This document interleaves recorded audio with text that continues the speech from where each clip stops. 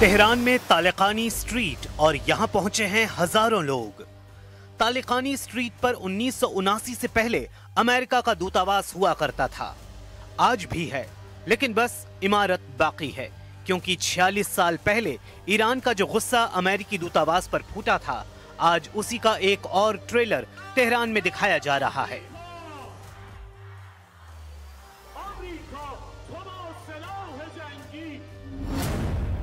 Iran ने बता दिया है कि उसका दुश्मन नंबर 1 कौन है, वो अमेरिका या फिर इजराइल है।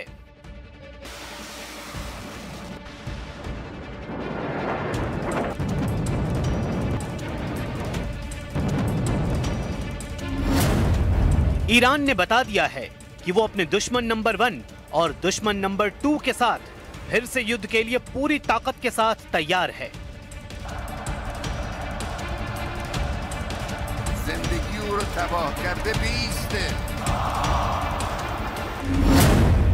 ईरान के सर्वोच्च नेता अली खामेनेई ने कह दिया है कि ईरान झुकेगा नहीं, ईरान डरेगा नहीं और ईरान से अब कोई टकराएगा तो बचेगा नहीं।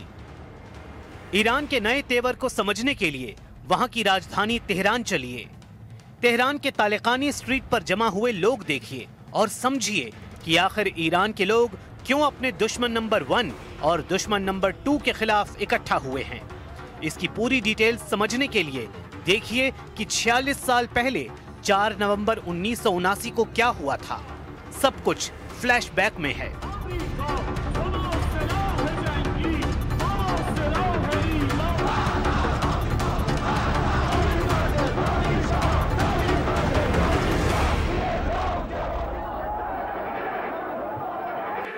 उन्नीस में इस्लामिक क्रांति के बाद ईरान की सत्ता में रुहुल्लाह खुमैनी थे, लेकिन उनके आने से पहले ही ईरान के शाह रजा पहलवी देश छोड़कर अमेरिका भाग चुके थे। ईरान में रेफरेंडम यानी जनमत संग्रह या कहें कि रायशुमारी हुई।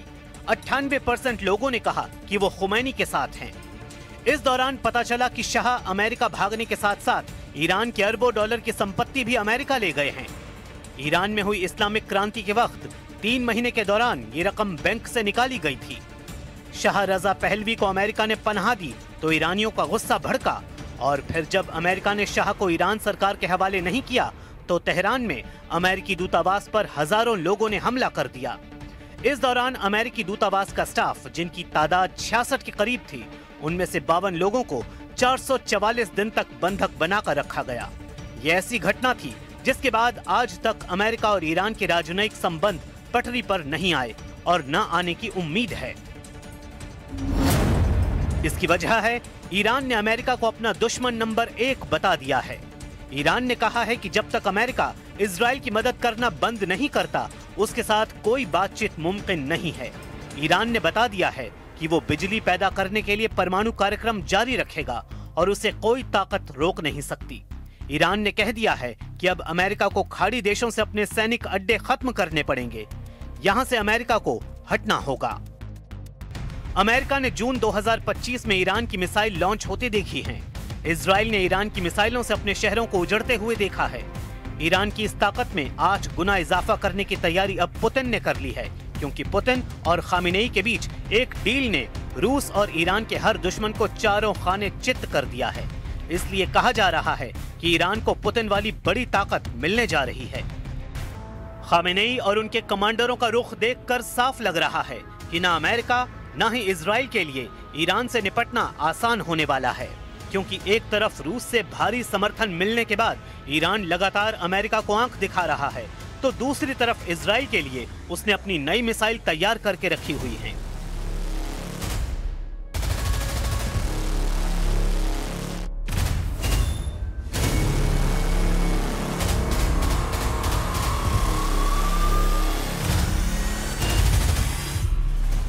सवाल है कि क्या 2025 के आखिर में युद्ध हुआ तो इजराइल पर फिर फटने जा रही है ईरान की मिसाइल?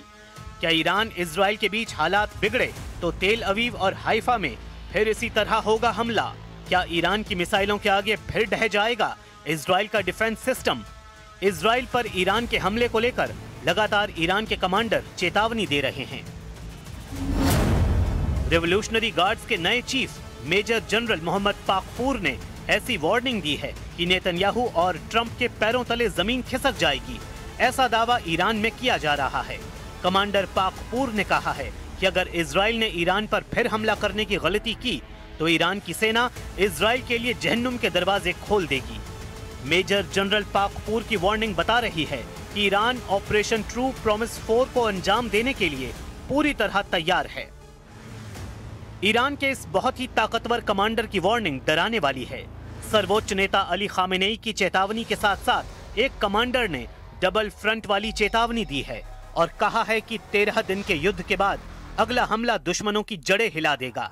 जाहिर है खामेनेई और उनके कमांडरों का इशारा इजराइल और अमेरिका की तरफ है। मेजर जनरल मोहम्मद पाकपूर को मेजर जनरल हुसैन सलामी की मौत के बाद IRGC का कमांडर बनाया गया है। मेजर जनरल हुसैन सलामी की मौत 13 जून को इजराइल के हमले में हुई थी और उसके बाद से पाकपूर IRGC की कमान संभाल रहे हैं। इजराइल के खिलाफ 12 दिन तक मिसाइल अटैक करने के बाद जब युद्ध विराम हुआ तो मेजर जनरल पाकपूर ने क्या कहा था, बहुत गौर से देखिए। دستشون روی ماشه است. اگر خطایی از طرف دشمن صورت بگیره حتما مثل 12 روز گذشته مقابله مثل جانانه انجام خواهیم داد. در دفاع از این کشور ما لحظه‌ای به خودمون تردید داریم. ईरान की मिसाइल लगातार लॉन्च पैड पर तैयार है। कमांडर पाकपूर ने बहुत साफ साफ कहा कि हमारी उंगली मिसाइलों के ट्रिगर पर है और खामेनेई से भी उन्हें सिग्नल मिल चुका है कि इस बार इजराइल ने हमला किया तो कोई रहम न दिखाया जाए।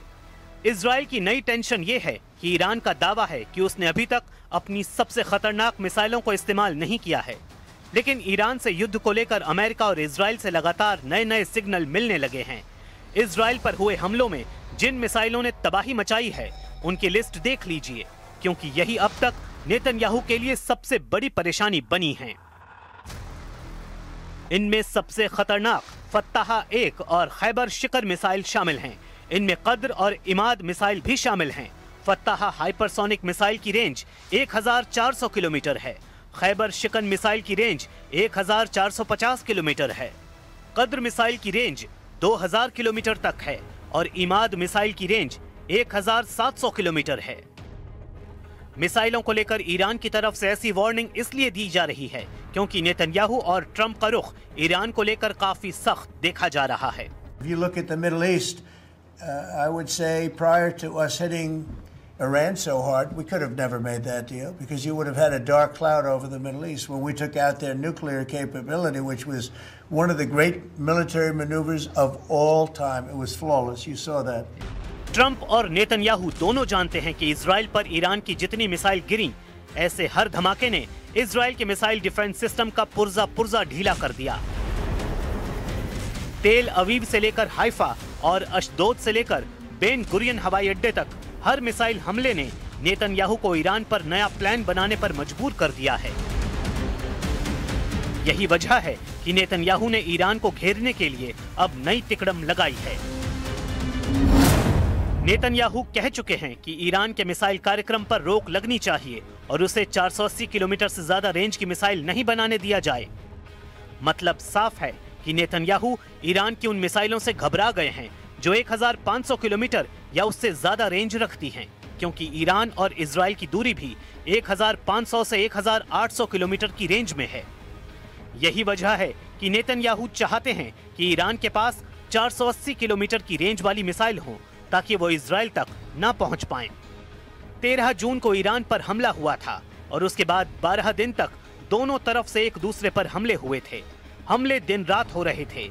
एक तरफ से फाइटर जेट तो दूसरी तरफ से बैलिस्टिक मिसाइल दागी गईं। एक तरफ नेतन्याहू ने कमान संभाली जिसमें अमेरिका से भी पूरी मदद थी, तो दूसरी तरफ ईरान के सर्वोच्च नेता अली खामेनेई ने मोर्चा संभाला और तमाम मिलिट्री लीडरशिप खत्म होने के बाद फौरन सेना की कमान नए कमांडरों के हाथों में दी और फिर 12 दिनों तक ईरान ने बता दिया कि इजराइल की शुरुआती स्ट्राइक के बाद उसकी मिसाइल पावर बरकरार है। نیروهای مسلح و صنایع نظامی ما آماده داشتن، استفاده کردن، به کار بردن، بازم دارن، لازم باشه در وقت دیگر هم ازش استفاده میکنن. ईरान के तेवर बता रहे हैं कि उसकी मिसाइलें फिर तैयार हैं और ईरान पर फिर से हमला हुआ तो तेल अवीव और हाइफा बुरी तरह दहलेगा। ये वार्निंग ईरान से लगातार आ रही है। ईरान के बड़े बड़े जनरल लगातार इजराइल को वार्निंग दे रहे हैं। ईरान बार बार ये दावा कर रहा है कि उसने 12 दिन के युद्ध में अब तक अपनी पूरी ताकत का इस्तेमाल नहीं किया है और न ही अपनी नौसेना और IRGC की कुद्स फोर्स को तैनात किया है। और अगर ईरान पर दोबारा युद्ध थोपा गया तो इसका नतीजा इजराइल की संपूर्ण तबाही होगा।